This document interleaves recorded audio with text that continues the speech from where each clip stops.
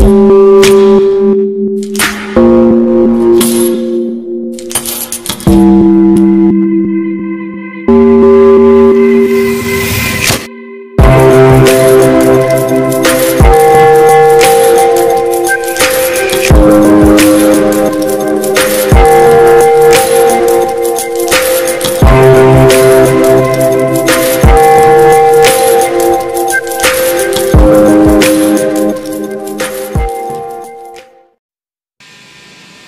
boy, jumpa lagi dengan gue The Surveillance. Alright boy, I don't care whatever they say, the COVID is hot.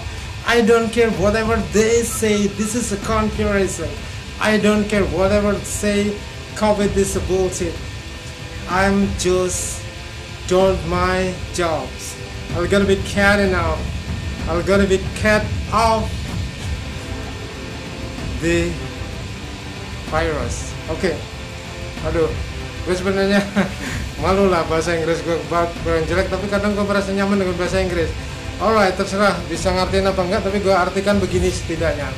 Gue nggak peduli COVID disebut orang, sebagian orang konspirasi. Gue nggak peduli COVID disebut sebagian orang hoax. Gue nggak peduli COVID disebut sebagian orang bukan penyakit mematikan.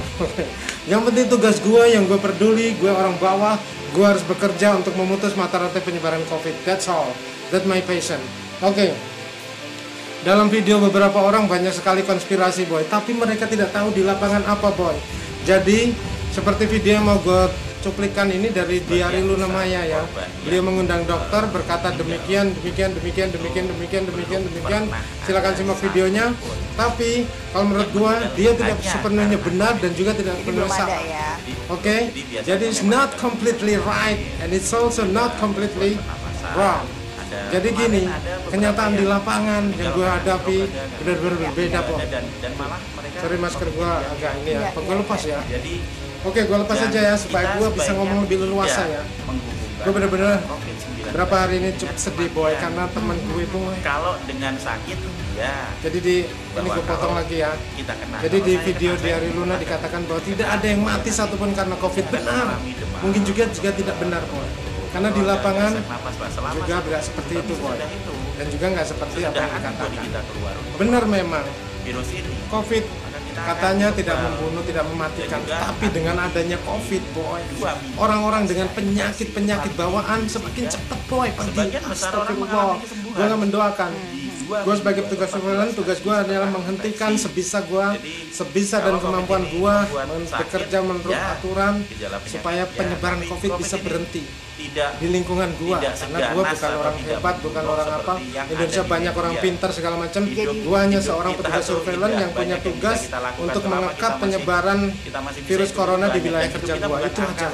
Jadi kalau di luar ada yang mengatakan COVID, konspirasi, COVID hoax segala macam, terserah. Yang penting gue melakukan tugas gue.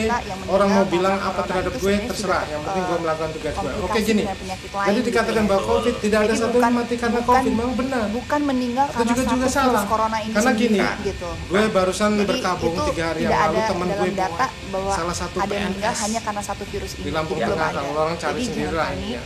Tapi kronologinya gue benar-benar mempunyai karena gue petugas surveillance. Sedikit yang mau gue bocorkan tentang kronologinya. Bahwasanya temen gue ini sehat-sehat aja. Dia bekerja di salah satu instansi pemerintah, mendapat tugas ke dalam ini agak pucat ya. Mendapat tugas bepergian ke Jakarta dan riwayat karena pekerjaannya. Oke.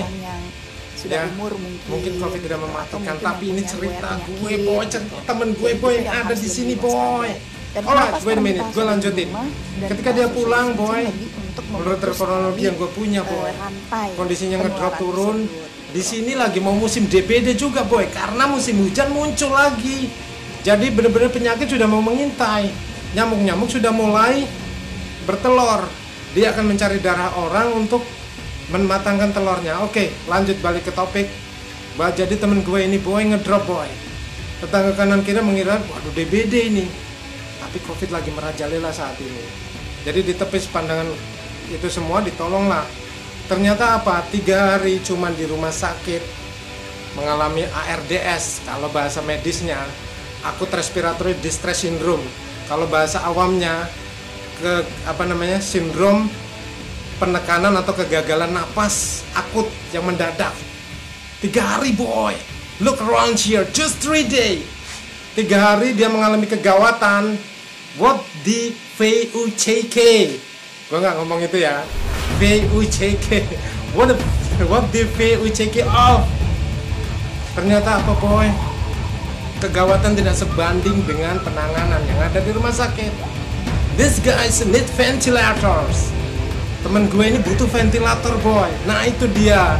Jadi kata dokter di Lunamen memang tidak menyebabkan kematian, tetapi jika ada kegawatan karena COVID, kemudian nggak ada ventilator, what you gonna do man? You gonna dead, that's all. Pasti mati insya Allah. Dengan kehendaknya, jalurnya seperti itu.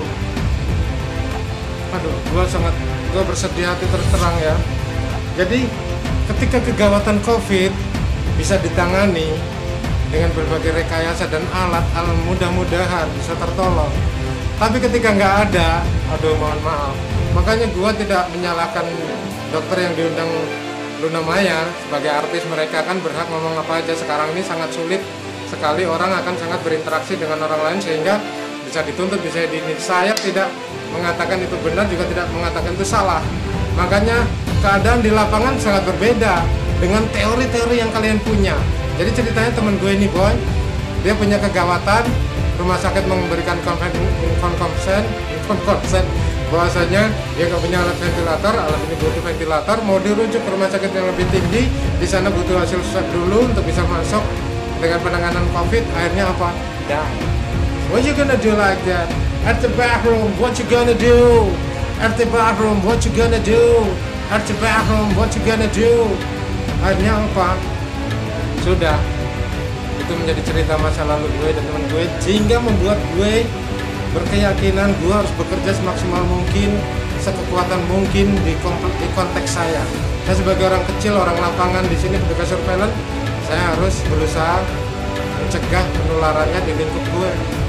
Karena banyak sekali orang-orang kita, banyak orang pinter, banyak orang punya teori, banyak orang berkonspirasi. Tapi yang bekerja untuk Indonesia ini boy, itu yang kita harapkan, itu yang kita butuhkan.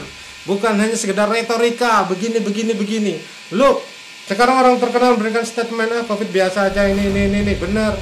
Dan juga tidak benar juga. Jadi bukan sebenarnya benar, bukan sebenarnya salah. Di masyarakat apa? Karena ada statement itu akhirnya masyarakat bebas nyelonong semua gue, terjadi penyebaran, penularan apa yang terjadi boy. Tapi gue akan berusaha semaksimal mungkin sesuai dengan kemampuan gue boy. Sebagai seorang petugas surveillance di wilayah kerja Lampung Tengah, saya akan berusaha untuk mengantisipasi di minimal keluarga gue sendiri boy.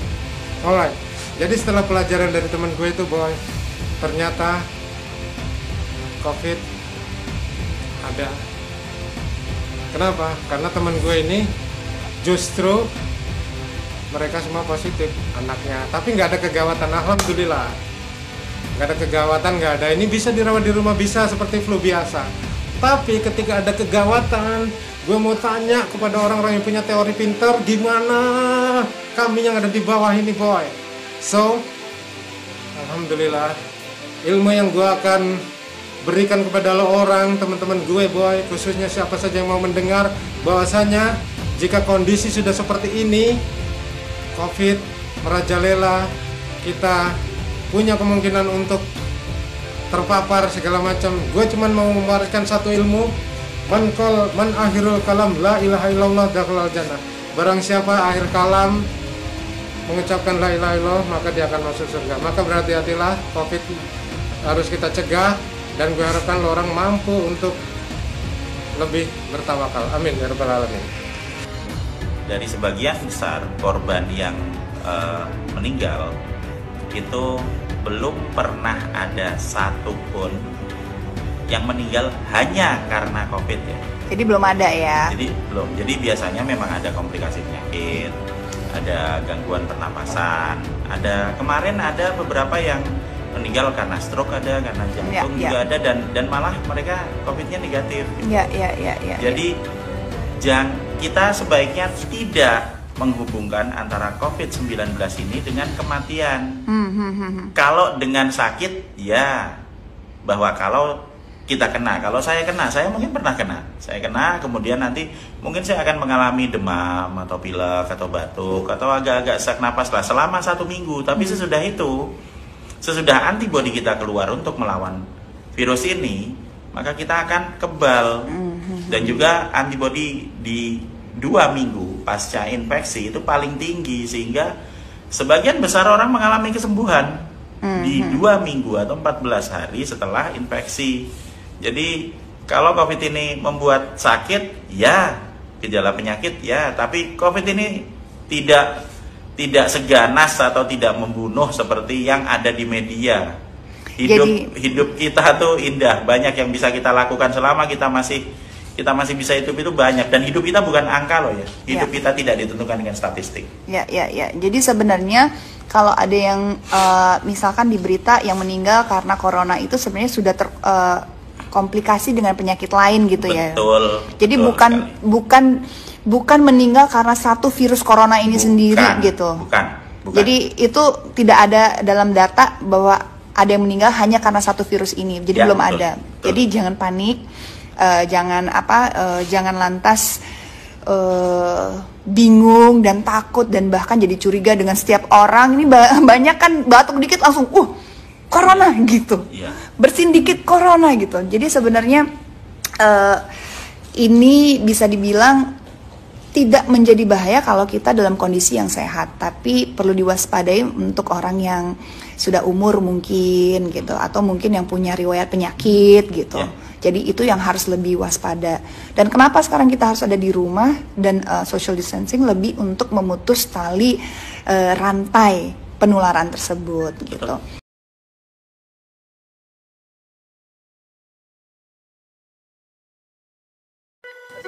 Oke boy, kayaknya di situ ada yang geludak-geludak boy. Gue harus lihat apa yang terjadi. Kayaknya ada yang interupsi gue boy. Gue bikin video The Santoso boy. Apa kira-kira boy?